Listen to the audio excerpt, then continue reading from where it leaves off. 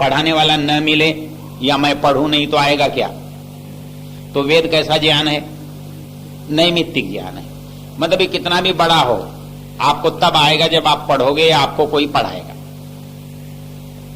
तो आप ये समझ लो कि वेद का ज्ञान क्यों समाप्त हुआ। यदि अच्छा होने से वेद का ज्ञान रहता, जैसे आप कहते हो कुरान का ज्ञान तो झूठा है, बाइबिल का ज्ञान झूठा है, वेद का ज्ञान सच्चा है, और सच्चा होने से ही कोई जिंदा रहता, तो वेद क्यों मरता?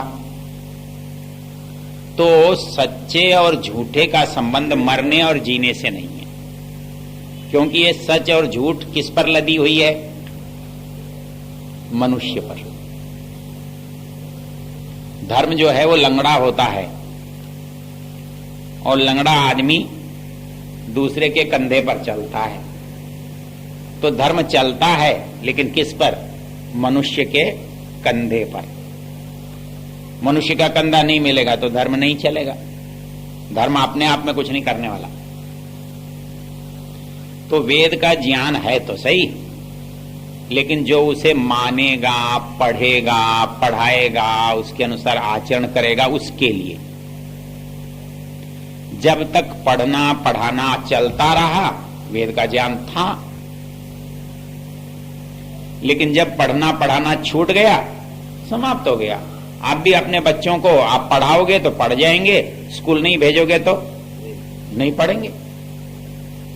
तो पढ़ाई का अनिवार्य संबंध नहीं है, वैसे ही वेद ज्ञान का मनुष्य से अनिवार्य संबंध नहीं है। तो वेद ज्ञान जब तक दिया जाता था, लोग लेते थे, तब तक तो उनका वैदिक धर्म जीवित था। यदि बाइबिल कैसे बढ़ाई? बढ़ने से, लोगों को पढ़ाने से, प्रचार से बढ़ गई। अच्छे और बुरे से नहीं। यहां मुख्य चीज है परिश्रम, कर्म। वैसे ही कुरान बढ़ गया। कैसे बढ़ा? अच्छा होने से नहीं, मेहनत से, बलपूर्वक, प्रचार से, मनवाने से, बताने से, पढ़ाने से बढ़ गया। आप नहीं करोगे तो नहीं बढ़ेगा, करोगे तो बढ़ेगा। तो इसलिए वेद का धर्म लुप्त क्यों हुआ? क्योंकि आपने वेद का पढ़ना पढ़ाना छोड़ दिया, तो लुप्त हो गया। आप पढ़ाओगे तो दोबारा जिंदा हो सकता है, नहीं पढ़ोगे नष्ट हो सकता है, क्योंकि वो नैमित्तिक है। तो इसलिए अच्छे और बुरे के साथ पुरुषार्थ का संबंध है। अच्छा होना मात्र पर्याप्त नहीं है। और बोलो। हाँ, इसमें कुछ आपको और पूछना है, पूछो।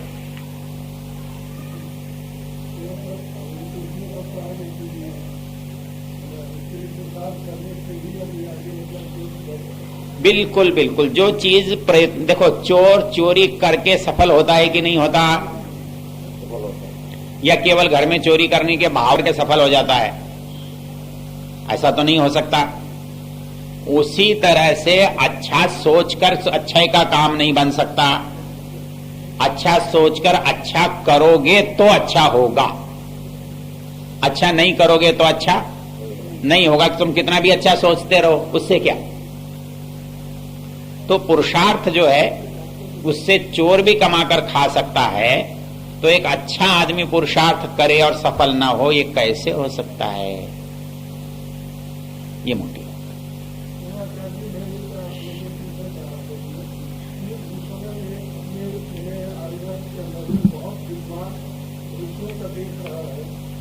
जो भी इसमें मतलब बिगड़ रहे थे, तो उनको जैसे आज से बहुत सारे लोग जागृति दे रहे हैं जन समुदाय को, तो उस समय भी मतलब ज्यादा समर्पित लोग थे। आप इतिहास को भूल रहे हो।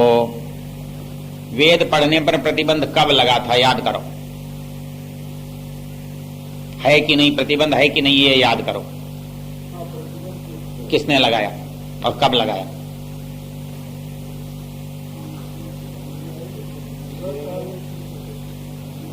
जब किसी पर वेद पढ़ने पर आपने प्रतिबंध लगाया तो अगला वेद पढ़ेगा? आप बताओ। तो जिसने वेद पर पढ़ने पर प्रतिबंध लगाया, उसकी चौधर तो चलती होगी ना। मतलब राज्य का कोई आदेश निकला होगा कि आगे से कोई वेद नहीं पढ़ेगा, ब्राह्मण ही पढ़ेगा, दूसरा कोई नहीं पढ़ेगा, उस दिन तो पढ़ाई बंद हुई कि नहीं हुई? तो जिस दिन पढ़ाई बंद हुई उसका परिणाम आ जाएगा कि नहीं आएगा? ये बात ठीक।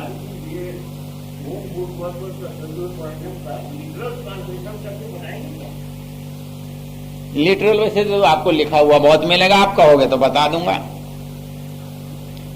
यदि ऋषि की भाषा में बोलूं तो ओम यह परमेश्वर का मुख्य निज नाम है, जिस नाम के साथ अन्य सब नाम लग जाते हैं।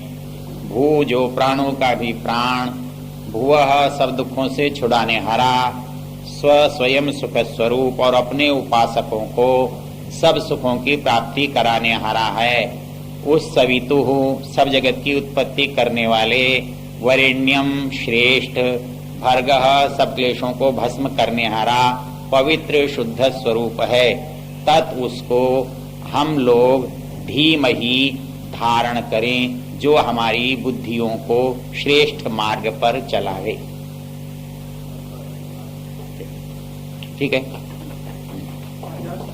प्रश्न की बात प्राप्त नहीं आती, लेकिन मतलब आत्मा और पिंड का कोई संबंध होता है? होता है तो पिंड का क्यों चाहिए जाता है?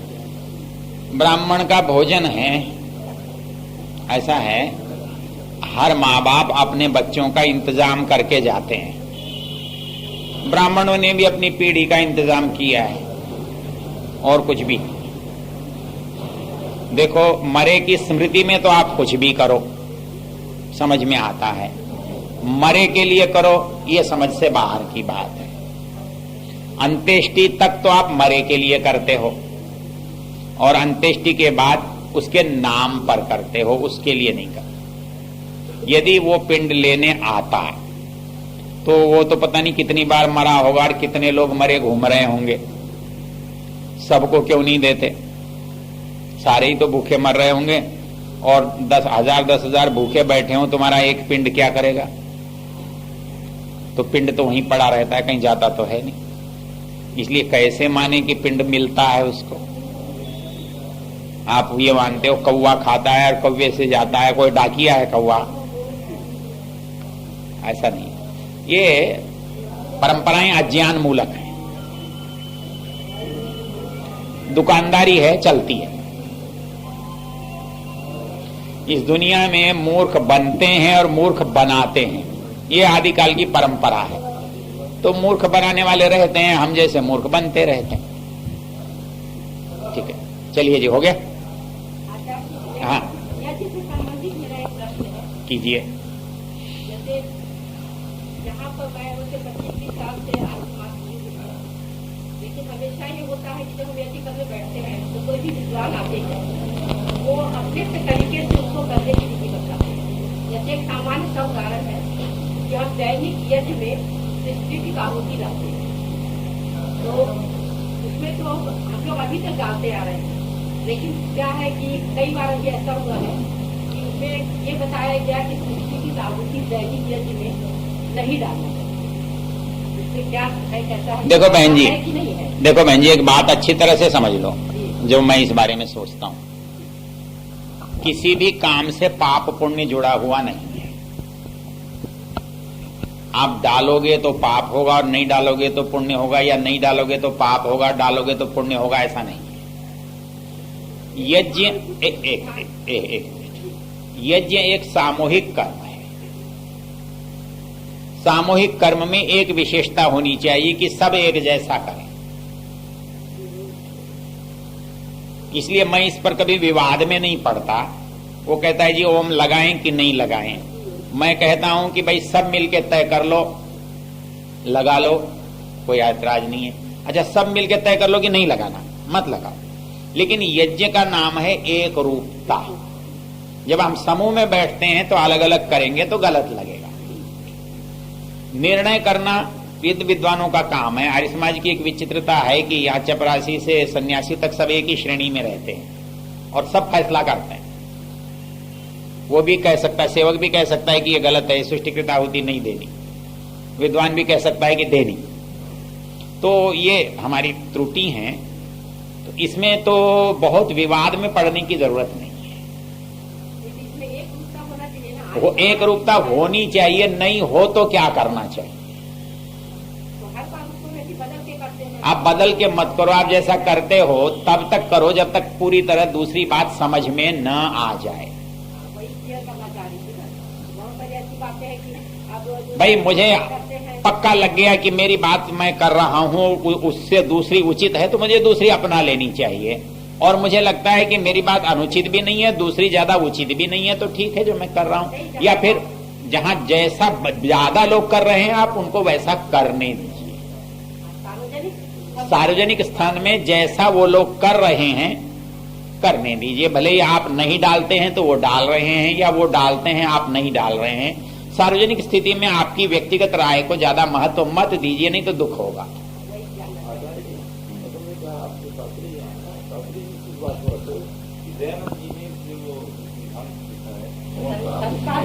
संस्कार विधि में संस्कार विधि के आधार पर बताया। देखो भैया ये बिल्कुल ठीक बता रहे होंगे, पर समस्या ये है कि सारे विद्वान फिर ऐसा क्यों नहीं करते?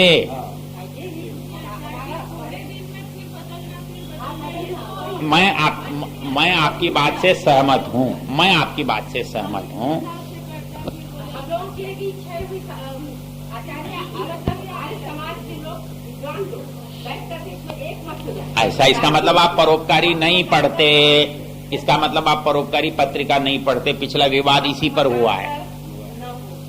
ऐसा है कि यही सारे प्रश्न इकट्ठे करके हमारे यहाँ 30-32 विद्वान इकट्ठे होकर उन्होंने विचार किया। कुछ बातों पर उन्होंने निर्णय किया, कुछ बातों पर आपस में मतभेद रहा, निर्णय नहीं हुआ, और वो प्रक्रिया भी जारी है। आप निर्णय पर जाना चाहते हो तो उसको पढ़ लो और जैसा उसमें लिखा है वैसा कर।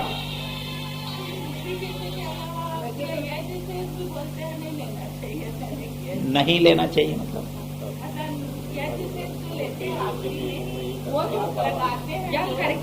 देखो ऐसा है, ये परंपराएं हैं गृह सूत्रों में कहीं पर हैं, कहीं वो चली कैसे हैं इसलिए चली। आप उसको नकारना चाहते हो तो मिलकर नकारो, एक रूप बनाने के लिए। आधा नकारोगे आधा नहीं नकारोगे तो संदेह पैदा होगा, और आदमी या तो करेगा ही नहीं है या गलत करेगा।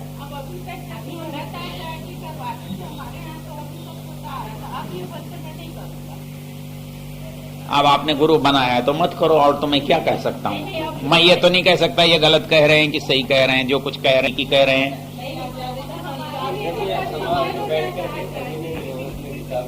देखो मैं तो इस मामले में बहुत आग्रह नहीं रखता, और इसलिए नहीं रखता कि मतलब एक आदमी मेरे से लगने लगा जी ये विधि विरुद्ध है। मैंने पूछा तो हवन करता है क्या? नहीं करता। फिर लड़ाई किस बात की लड़ रहा है?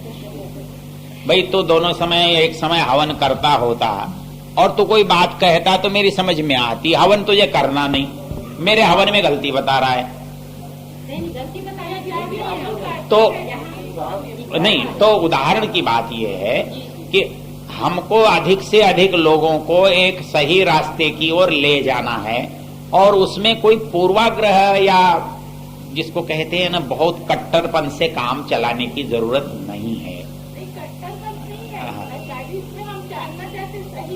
अब सही तो मैंने बता दिया, पंडित जी जैसी राय दें वैसा सही है, मुझे क्या है। इतने सालों को हम बदलने के पक्ष में नहीं है ना। तो बदलने के पक्ष में नहीं है तो कोई बात नहीं है। आप आचार्य जी से कह दीजिए कि ठीक है आपकी राय सर माथे है, पर पतनाला वहीं पड़ेगा। ऐसा है, उसमें एक ही बात है, थोड़ा उदारता से काम लो। हाँ, तो मतलब मेरा उद्देश्य क्या रहता है कि व्यक्ति को कुछ मिलना चाहिए, वो छोड़कर भागे ऐसा काम नहीं। उसको छोड़ना है, गलत है तो बुद्धि में आना चाहिए कि यह गलत है। जैसे कि कहते हैं कि भगवान को कोई चीज ग्रहण करते नहीं है, तो यज्ञ में हम डालते हैं तो सीधे वो ग्रहण करते हैं। हम लोग के दिमाग में भी यही खराब है। हम एक श्रद्धा के साथ यज्ञ में सृष्टि की ताकत करते है ना। यदि हम उसका विरोध करने लगे तो हमारा मन और हमारा दुख पाता है। जब हमारी कोई मान्यता को कोई तोड़ता है तो हमें कष्ट होता है। चलो मैं इस पक्ष में तो नहीं हूं कि आपको बहुत कष्ट दिया जाए, लेकिन यदि आपको समझाया जाए तो जरूर अच्छी बात है। इसके लिए गीता ने एक बहुत सुंदर पंक्ति लिखी है, न बुद्धि भेदम जनयेत अज्ञानाम कर्म संगिनाम जोशयेत सर्व कर्माणि विद्वान युक्त समाचरन। जो बहुत सारे लोग जो उस विषय के जानकार नहीं हैं तो उनको विचलित न करे। न बुद्धि भेदम जनयेत, तो ऐसा कर, तू ऐसा कर, तू ऐसा कर, ऐसा मत कर, क्योंकि वो आपके कहने से कर रहा है, उसका फैसला नहीं है। ये किसी ने उसको ऐसा करने के लिए कहा, वो कर रहा है, आप आकर कहेंगे कि ऐसा मत कर, तो ये सोचेगा कि पहला ठीक था कि दूसरा ठीक है। तो ये समस्या है, क्योंकि मैं खुद निर्णय करता तो अलग बात थी। जब मैं गुरु के, आचार्य के, पंडित के कहने से निर्णय कर रहा हूं और हर पंडित अलग राय दे रहा है तो मेरे लिए परेशानी होती है, हो सकती है। उसमें आपको भी थोड़ा उदार हो जाना चाहिए। सुन लीजिए पंडित जी की, घर में करो तो आप अपनी कर लो, यहाँ करो तो पंडित जी की कर लो, और तो क्या है। कोई बात देखिए वो बात नहीं है, जो 30 साल से हमारे विद्वान हमको बताते आ रहे हैं, वो आपकी बात में आपकी बात को हम एक मिनट में हमको बदल नहीं, अच्छा मत बदलिए। और सब वैज्ञानिक सत्यता के सब मैं आपके साथ हूँ। मैं आपके साथ क्यों हूँ? जो बात एक में सत्यता है, हाँ। जो बात कही है, या तो हमको समझाया जाए। बिल्कुल ठीक बात। आप तब तक मत बदलना जब तक आपकी समझ में ना आ जाए। अब तो ठीक है ना? मैं एक प्रश्न करूंगा। करने का भी कोई मतलब नहीं, जब ऐसे में नहीं चला है। यज्ञ शेष तो होना ही चाहिए।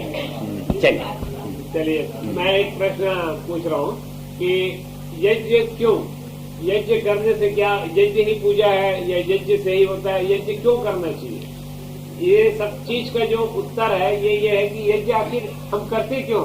क्या यो हम ये उसको भगवान मानकर हमको पूजा करते, हम जैसे बोलते हैं हम उसे चढ़ाते हैं तो हमको ऐसा लगता है कि वो ईश्वर को जाता है या भगवान को जाता है, तब हम बोलते हैं वो प्रसाद है। प्रसाद किसे कहते हैं? ये इस पर पूरा व्याख्यान है इसके यहाँ आपके पास।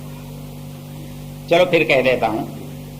देखो ऐसा है, कोई दिन का प्रारंभ हम करते हैं, तो दिन का प्रारंभ जिन कार्यों से करना होता है उनमें हमारे लिए कार्य न हो और वो दूसरे के लिए हो। हमारे ऋषियों की एक विशेषता रही है कि वो छोटे से छोटे जरूरी काम को धर्म बता देते हैं। उससे फायदा क्या होता है? आदमी अपनी सूची में शामिल कर लेता है कि भाई ये करने का है। तो हमारे यहाँ नियम है कि मनुष्य को या तो हुत शेष खाना चाहिए या भुक्त शेष खाना चाहिए। हुत शेष का मतलब होता है अग्नि में डालकर, और भुक्त शेष का मतलब होता है खिलाकर। तो आहुति दे करके ही खाना चाहिए, आहुति बिना दिए न खाया जाए, क्योंकि खाने का जो अधिकार है वो मुझे मिलता तब है जब वो यज्ञ शेष बनता है। बनाया किसके लिए था? यज्ञ के लिए। बचा, मुझे भी मिल गया। ये बिल्कुल ऐसे ही है जैसे घर में एक दिन की बात है, मैं ऋषि मेले में खड़ा था, एक बहन जी आई, कहाँ की थी वो तो बताने की जरूरत नहीं है।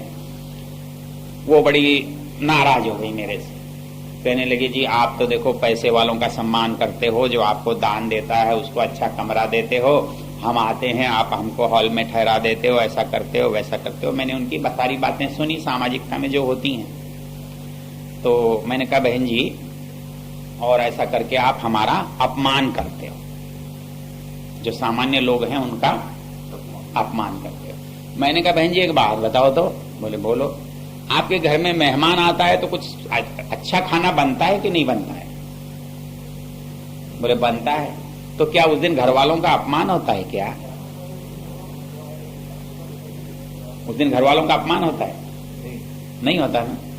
तो वैसे ही यदि कोई हमारा विशिष्ट सहयोगी है, सहायक है, आमंत्रित है, विद्वान है, साधु है, यदि हम उसका सत्कार करते हैं तो क्या आपका अपमान हो जाता है? यूं बोले आप तो ऐसे ही चुप कर देते हो। बोले हमारी बात का निराकरण तो नहीं हूं। मैंने कहा बात सीधी सी ये है कि एक व्यक्ति मुझे लाख रुपए देता है, वो पैसे देता है इसलिए नहीं, वो मेरा सहयोग करता है, इसलिए मुझे उसका सम्मान करना चाहिए कि नहीं करना चाहिए? तो ये मुझे सहयोग नहीं करता है, ये उसका अपमान थोड़ा ही है। मेरे घर में अतिथि आया, अतिथि के लिए जब मैं विशेष व्यवस्था करता हूं तो इसका अभिप्राय मेरे घर के सदस्यों का मैं अपमान करता हूं, ऐसा कभी नहीं होता।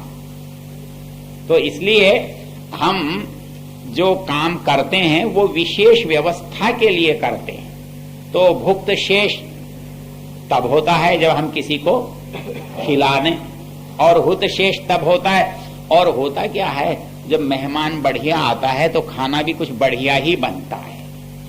आप यज्ञ नहीं करोगे तो रूखा सूखा बना के खाओगे, यज्ञ करोगे तो कुछ हलवा खीर जरूर बनाओगे। तो यज्ञ के लिए बनाओगे तो अच्छा ही बनाओगे, और अच्छा बनाओगे, अच्छा यज्ञ को दोगे तो आपको भी अच्छा ही मिलेगा। तो इस दृष्टि से हमारे यहाँ मनु महाराज कहते हैं, और गीता ने भी कहा है, यज्ञ शिष्टाश्य न संतो मुच्यन्ते सर्व किल विषय भुंजते ते त्वघम पापा ये पचन्त्यात्म कारणात्। जो यज्ञ के लिए पकाते हैं वो तो पुण्य के भागी बनते हैं, जो अपने लिए पकाते हैं वो पाप के भागी बनते हैं। मतलब यज्ञ शेष में, शेष तो बच्चे को कहते हैं ना, बचा हुआ थोड़ा होता है कि खिलाया हुआ थोड़ा होता है? सामान्य रूप से तो जो बच जाए, जो थोड़ा होता है उसे बचा हुआ कहते हैं। तो मुख्य कौन हुआ यहाँ पर? यहाँ बचा हुआ क्यों? क्योंकि मुख्य यज्ञ है, यज्ञ के निमित्त से बना है, इसलिए वो मुख्य है। उसमें चाहे हमने थोड़ा सा किया हो तो, लेकिन जो ज्यादा बचा है वो भी शेष ही कहलाता है, इसलिए उसे यज्ञ शेष कहते हैं। और जो दूसरी बात है प्रसाद, प्रसाद का शाब्दिक अर्थ क्या है? प्रसन्नता। गीता की पंक्ति याद करो तो, प्रसादे सर्व दुःखानां हानिरस्योपजायते प्रसन्न चेतसो ह्याशु बुद्धि पर्यवतिष्ठते नास्ति बुद्धिरयुक्तस्य न चायुक्तस्य भावना न चाभावयतः शांति अशांतस्य कुतः सुखम। मतलब जो यात्रा प्रसाद से शुरू होती है वो खत्म कहां होती है? सुखम पर। अर्थात कोई व्यक्ति तब तक सुखी नहीं हो सकता जब तक वो प्रसन्नता को प्राप्त न करे। और प्रसन्न कब होता है? जब चित्त खिलता है। और जब चित्त कब खिलता है? लेकर खिलता है कि देकर खिलता है? देकर खिलता है। तो इसलिए देने की परिस्थिति है मनुष्य को प्रसन्न करने वाली। आदमी यदि लेने की प्रवृत्ति का होगा तो कभी भी प्रसन्न नहीं हो सकता, संकुचित होगा, सिकुड़ेगा। तो इसलिए कहा है कि हम यज्ञ में जो चीज डालते हैं वो प्रसाद कहलाती है। प्रसन्नता पूर्वक हम उसको बांटते हैं। मतलब आप जाते हैं तब मंदिर में कोई आपसे नहीं मांगता कि देना थैले में क्या है, लेकिन जब आप मंदिर से लौटते हैं तब हर व्यक्ति ऐसे हाथ फैलाता है, देना भैया मुझे भी देना। और वो भी कहता है लो भाई साहब लो, क्या है? प्रसाद है। प्रसाद कोई हलवे का नाम थोड़ा ही है, प्रसाद तो प्रसन्नता का नाम है। लेकिन प्रसन्नता को पहुंचाए कैसे? वस्तु से। तो उस वस्तु का नाम ही प्रसाद है।